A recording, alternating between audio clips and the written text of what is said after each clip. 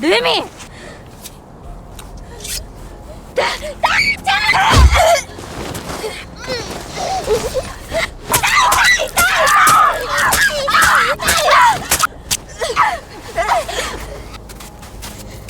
何なんだよ。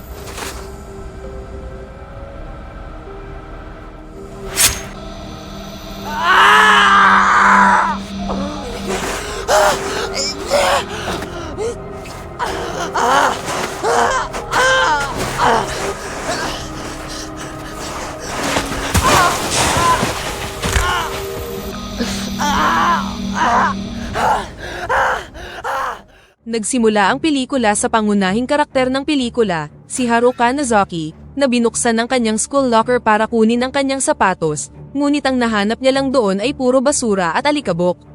Pagkatapos ay nilapitan siya ng isang gwapo at matalinong kaklase, si Toda Nakamura, na nagtanong sa kanya kung may hinihintay siya.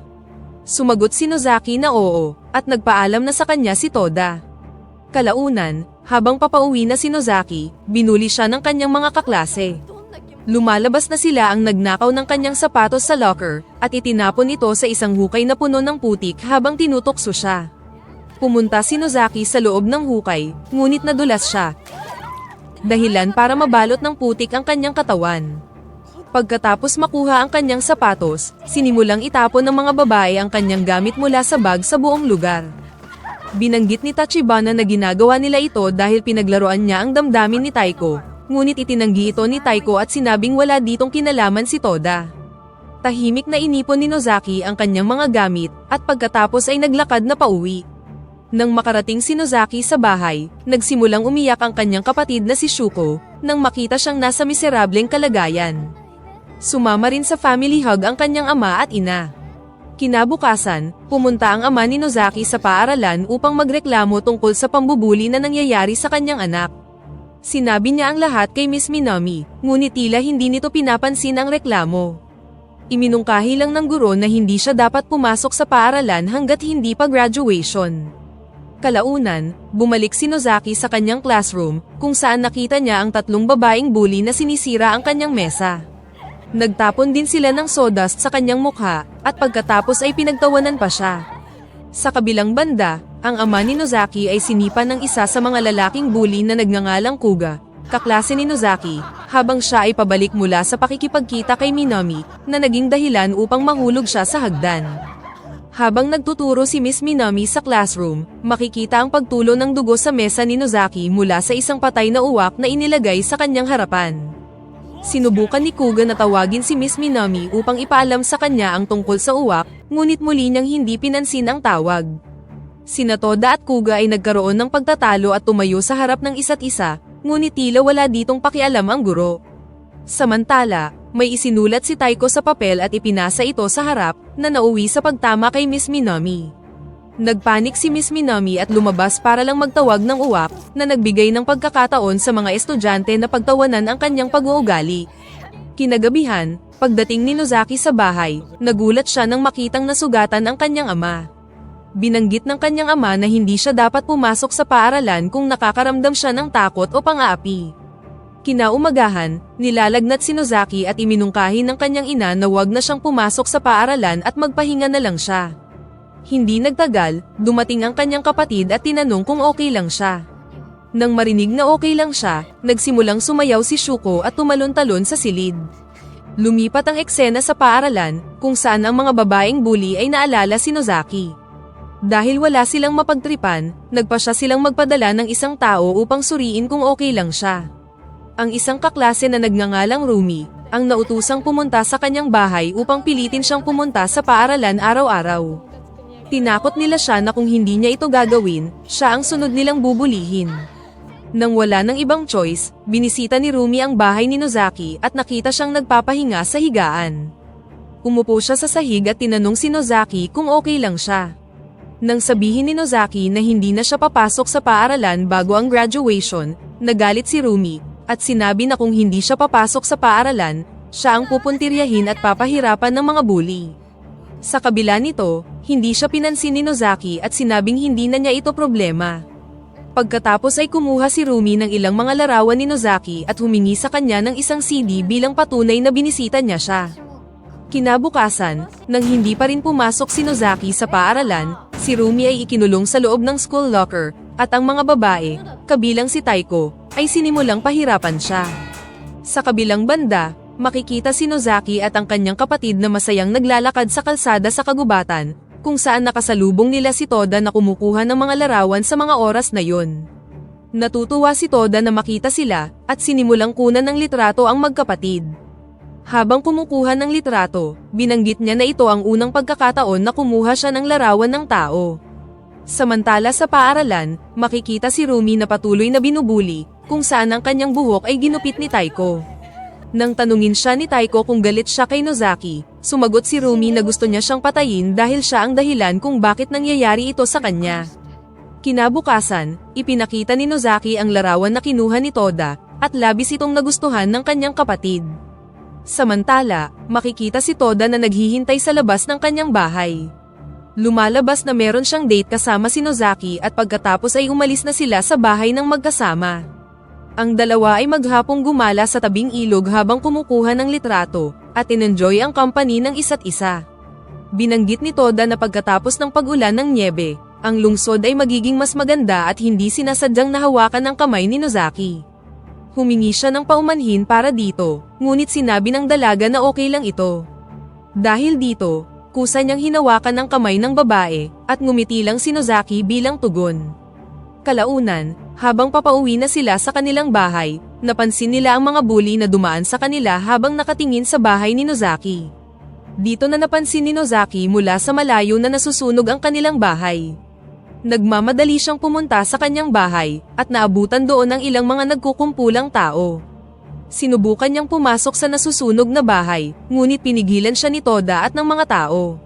Sa lakas ng apoy, umiyak siya sa takot at labis na nangamba para sa kaligtasan ng kanyang pamilya. Pagkatapos ay pumasok si Toda sa bahay at inilabas ang katawan ng kanyang nakababatang kapatid na babae, na lubhang nasugatan ngunit sa kabutihang palad ay buhay siya. Agad siyang dinala sa ospital sakay ng ambulansya, ngunit sa kasamaang palad, ang kanyang ama at ina ay tila namatay sa loob ng bahay. Sa sumunod na eksena, binisita si Nozaki ng kanyang lolo sa ospital. Makikita ang dalaga na naghihintay sa labas ng ICU, kung saan nakalagak ang kanyang nakababatang kapatid na babae. Dahil patay na ang kanyang mga magulang at sunog na ang kanilang bahay, si Nozaki ay maninirahan na ngayon sa kanyang lolo. Samantala sa paaralan, ang grupo ng mga bully ay labis na natatakot, sa pag-iisip na kapag nalaman ng sino man na sila ang nagpasimula ng sunog, siguradong mananagot sila. Sa kanilang grupo, ang dalawang babae ang labis na natatakot dahil hindi sila makapaniwala na nagawa nilang sunugin ang pamilya ni Nozaki ng buhay. Gayunpaman, ang ilan sa kanila ay tila walang pinagsisisihan na sinunog nila ang isang pamilya, na nagpapakita ng kanilang walang puso at malakriminal na pag-uugali. Sa sumunod na eksena, nang nasa bahay si Taiko, binanggit ng kanyang ama na gagawin niya ang anumang sasabihin niya, at siya ang magpapasya sa kanyang kinabukasan. Binanggit ni Taiko na gusto niyang maging isang beautician, ngunit hindi siya nito pinansin. Sa pagkainis, umalis siya ng bahay nang hindi nagpapaalam at hindi sinabi kung kailan siya babalik. Kinabukasan, nagulat ang lahat nang makita si Nozaki na pumasok sa paaralan. Ipinaalam sa kanya ni Toda na hindi niya dapat pilitin ang sarili na pumasok sa paaralan, ngunit sumagot ang babae na okay na siya. Sa loob ng silid-aralan, nang tinanong niya ang dalawang babae tungkol sa isang bagay, pareho silang nagmamadaling lumabas. Pagkatapos ng klase, si Tachibana, kasama ang dalawang babaeng bully, at si Nozaki, ay naglalakad patungo sa parehong hukay kung saan siya binuli noon. Sinubukan ng dalawang babaeng bully na pigilan si Tachibana sa kanyang masamang balak, ngunit sinaksak niya si Nozaki gamit ang isang pin, na naging dahilan ng pagkahulog niya sa hukay. Sa pagkabigla ni Nozaki, inamin ni Tachibana na sila ang sumunog sa kanyang bahay. Nang subukan ni Tachibana na saksakin si Nozaki gamit ang isang kutsilyo, inatake siya nito ng isang pako sa mata. Sa sobrang galit sa kanyang mga nalaman, pinaghahampas ni Nozaki si Tachibana hanggang sa mamatay siya. Ang iba pang dalawang estudyante ay sinubukang tumakas at humingi ng tawad, ngunit hindi sila hinayaan ni Nozaki at kalaunan ay pinatay din sila. Bago mamatay, binanggit ng isa sa mga babaeng bully na ang nagplano ng lahat, kabilang na ang pagsunog, ay kagagawa ni Kugo. Kinabukasan sa paaralan, nang hindi pumasok ang 3 babae na miyembro ng mga bully, si Kugo at ang 2 pa ay nagsimulang mag-alala. Dagdag pa dito, nang mapansin nila ang mga pulis sa labas ng paaralan, nagpanik sila at binanggit ni Kugo na uuwi na siya dahil napakalamig.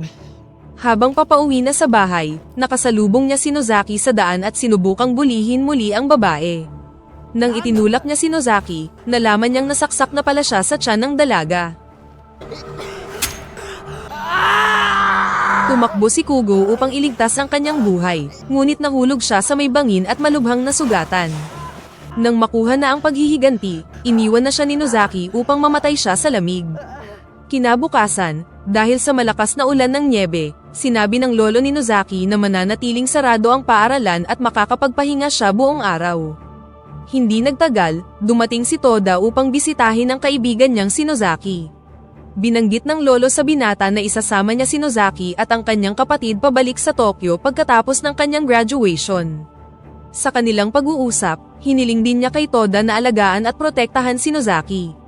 Samantala sa bahay ni Rumi, nakatanggap siya ng tawag mula sa 2 lalaking bully na ipinaalam sa kanya na ang 3 sa mga kasamahan nila, kasama si Kuga, ay nawawala. Idinagdag din nila na pinatay silang lahat ni Nozaki at siguradong isusunod na siya.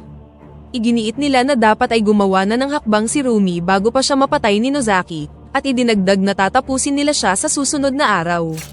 Nang sumunod na araw, si Nozaki ay nasa labas ng mag-isa sa kagubatan. Nang dumaan siya upang humanga sa liverleaf flowers sa daan, inatake siya ng 2 bully na kaklase. Sa pag-aakalang hindi lalaban si Nozaki, minaliit nila siya at nagpasya silang maghiwalay para huntingin siya. Ilang sandali pa, nahanap ni Daiko si Nozaki at nagawang patumbahin siya sa lupa.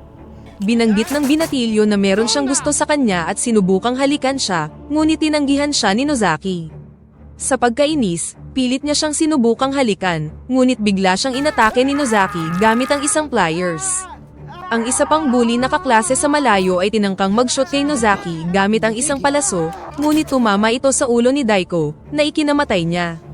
Nang sinubukan niyang atakihin si Nozaki sa pangalawang pagkakataon, sinaksak siya nito at pinatay din siya. Sa sumunod na eksena, ipinakita sa atin ang mga magulang ng 3 bully sa paaralan na nagsisikap na magreklamo tungkol sa mga nawawalang babae. Kinabukasan, bumisita si Toda kay Nozaki at lumabas ang 2 para mamasyal. Narating nila ang parehong lugar kung saan binanggit ni Toda na ang lungsod ay magiging maganda kapag natatakpan ito ng nyebe. Sa unang pagkakataon, naghalikan sila at nangako si Toda na poprotektahan siya. Kalaunan ng araw na yun, sinabi ni Toda sa kanyang lola na gusto niyang pumunta sa Tokyo para sa karagdagang pag-aaral, at gusto niyang manirahan kasama si Nozaki dahil wala siyang maaasahan. Pagkatapos ay lumipat ang eksena kung saan si Rumi ay naglalakad malapit sa hukay kung saan binuli si Nozaki noon. Nag-slide siya pababa sa hukay, at nahanap doon ang mga bangkay ng 3 babaeng bully. Nang makita ito, takot na takot siya at sinubukang tawagan si Taiko upang ipaalam sa kanya ang lahat ng ito. Gayunpaman, hindi sinagot ni Taiko ang alinman sa kanyang mga tawag. Sa isang flashback, habang binubuli nila si Rumi, nabanggit niya noon na gusto niyang patayin si Nozaki. Sinabi niya na susunugin niya si Nozaki ng buhay sa kanyang bahay, at siya mismo ang magbubuhos ng kerosene sa lahat. Nang handa nang gawin ang plano, naglakad ang grupo patungo sa bahay ni Nozaki, habang si Rumi ay may dalang 1 galon ng kerosene. Nang maramdaman na medyo sobra na ito, mas pinili ni Taiko na bumalik na sa kanyang bahay, ngunit ang iba ay nagpatuloy pa din sa masamang plano. Sa sumunod na eksena, makikita si Taiko na bumisita kay Nozaki sa kanyang bahay. Nang walang mahanap na tao sa bahay, nagsimula na siyang bumalik. Habang naglalakad pa uwi, napansin niya si Nozaki at huminto upang salubungin siya. Ibinalik niya ang CD na ibinigay sa kanya ni Rumi, at binanggit na buong gabi niya itong pinakinggan.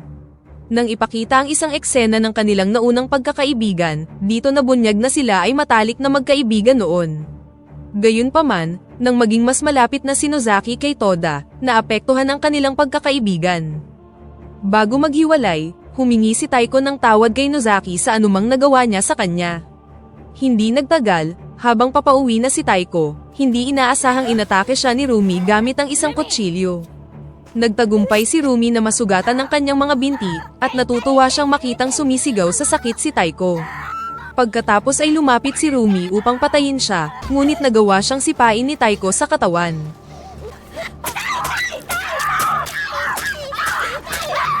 Nagawang hiwain ni Taiko si Rumi sa mukha, ngunit nasaksak pa rin siya ni Rumi sa kanyang dibdib at pagkatapos ay tumakbo na palayo.